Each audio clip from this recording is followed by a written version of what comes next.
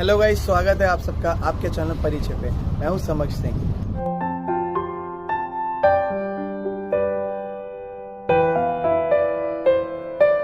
आज की हमारी ये वीडियो है जिसके ऊपर सारी जंग होती है। आज का जो दौर चल रहा है जिसके ऊपर सारा कुछ है, सब हम काम उसके लिए करते हैं और मेहनत उसके लिए करते हैं। बिल्कुल, उसका नाम है पैसा।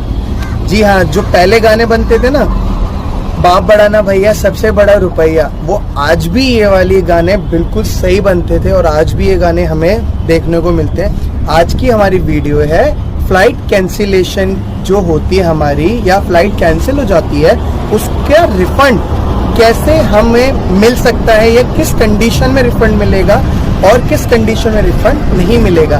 तो आइए आज आपकी इस वीडियो में आपको हम परिचय करवाते हैं फ्लाइट की कैंसिलेशन के चार्जेस और उसके बारे में क्या क्या इंफॉर्मेशन आपको मैं दे सकता हूं, उसके बारे में डिस्कस करते हैं। फर्स्ट पॉइंट है फ्लाइट कैंसिलेशन बाय एयरलाइन, जो कि इस पॉइंट से आप बहुत हद तक समझ गए होंगे कि मेरा कहने का मतलब क्या है। बिल्कुल सही बात।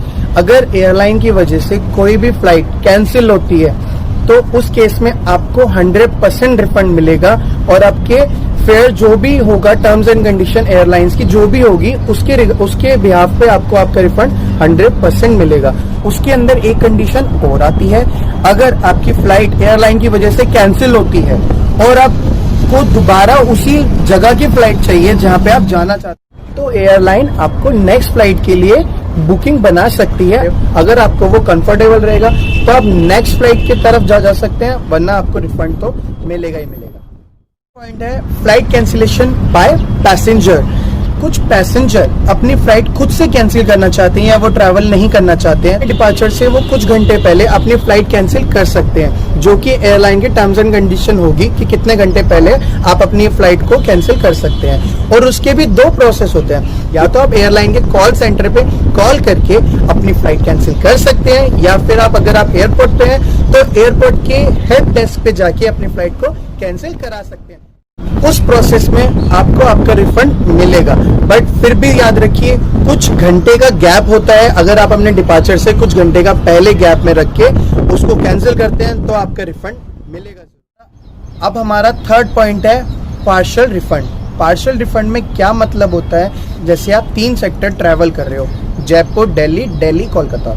इस केस में क्या होता है, आपने जयपुर दिल्ली तक आपने ट्रैवल कर लिया, बट आप यहाँ से कोलकाता नहीं जाना चाहते, तो कोलकाता के केस में आपका एक फ्लाइट रिफंड आ सकता है। वो भी एयरलाइन के टर्म्स एंड कंडीशन पे डिपेंड करता है, क्या उस एयरलाइन की टर्म्स एंड कंडीशन होगी और कैसे वो उस चीज को आपको बताएंगे। तो अगर आपने ट्रैवल कर लिया है और अगले सेक्टर पे आप कुछ टाइम पीरियड से पहले आप मना कर रहे हो उसको, तो उसमें भी आपको रिफंड मिलेगा, बट उसमें भी एयरलाइन की टर्म्स एंड कंडीशन आ सकती है।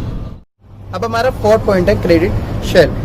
ये क्या होता है क्रेडिट शेल का मतलब, अगर आप ट्रैवल नहीं कर रहे हैं, टर्म्स एंड कंडीशन फॉलो कर रहे हैं और आपको रिफंड मिलना चाहिए, उस केस में आजकल क्या हो रहा है, एयरलाइन एक क्रेडिट शेल आप लोगों को प्रोवाइड करती है। उसका मतलब क्या होता है, एयरलाइन के पास आपका पैसा सेव हो जाता है। इन केस आप फ्यूचर में ट्रैवल करना चाहते हैं तो आपको एयरलाइन को कोई पैसा देने की जरूरत नहीं है, तो उस क्रेडिट शेल को आप दोबारा से यूज कर सकते हैं।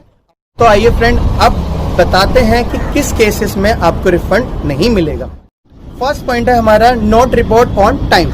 इसका मतलब है अगर आप अपनी फ्लाइट के टाइम से बाद आते हो, जैसे कि आपके हमें SMS पे भी आता है, मेल पे भी आता है कि आपको टाइम रिपोर्ट करना है, जो भी उनका मिनिमम टाइम होता है उससे पहले आपको रिपोर्ट करना है अपने डिपार्चर से, जो भी आपका टाइम पहले होता है तो आप उस पर रिपोर्ट कर सकते हैं। बट फिर भी काउंटर चेक इन पे अगर आप लेट आते हो तो आपका वो फ्लाइट मिस हो जाती है, उस केस में आपको रिफंड नहीं मिलता है।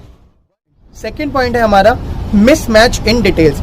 इसका मतलब क्या होता है, अगर आपने कोई आइटनरी बनाई, इन शॉर्ट आपने कोई बुकिंग करी और अपनी आईडी कुछ और है और आपकी बोर्डिंग पास में नाम कुछ और है, तो बोर्डिंग पास और आईडी का नाम मैच नहीं करेगा, तो इस केस में आपको एंटर करने दिया नहीं जाएगा, फ्लाइट तक आप नहीं जा पाओगे, तो उस केस में आपका रिफंड नहीं आएगा। गाइस, अब हमारा थर्ड पॉइंट है not reported boarding get on time. इसका मतलब है अगर आप सब कुछ क्लियर करके, अपना चेक इन, अपना बैगेज ड्रॉप करके, आप सिक्योरिटी होल्ड एरिया क्रॉस करके अपना बोर्डिंग गेट पे आते हो, पर आप फिर से वही बात, अगर आप टाइम पे नहीं पहुंच पाते हो बोर्डिंग गेट, क्योंकि उसका भी एक मिनिमम टाइम होता है क्लोजिंग का, वो नहीं कवर कर पाते हो, तो आपकी फ्लाइट मिस होने के चांसेस उसमें भी होते हैं।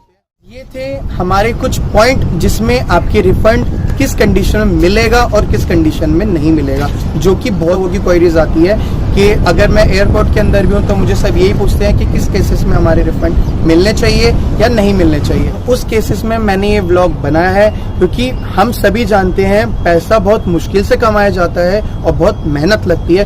तो आप अगर कोई भी अगर एयरलाइन में बुकिंग करते हैं तो प्लीज उसकी टर्म्स एंड कंडीशन प्रॉपर पढ़ ले, आपका रिफंड सेफली आपके अकाउंट में आ जाए। और अगर रिफंड नहीं आता तो उसकी पॉलिसी के अगेंस्ट या उसके पास क्या क्या ऑप्शन है या क्या क्या ऑप्शन आपको मिल सकते हैं वो आपको मिल सके इजीली। वीडियो आपको पसंद आई होगी और यूजफुल लगती है तो प्लीज मेरे चैनल को लाइक, शेयर एंड सब्सक्राइब करना मत भूलना। Thank you so much.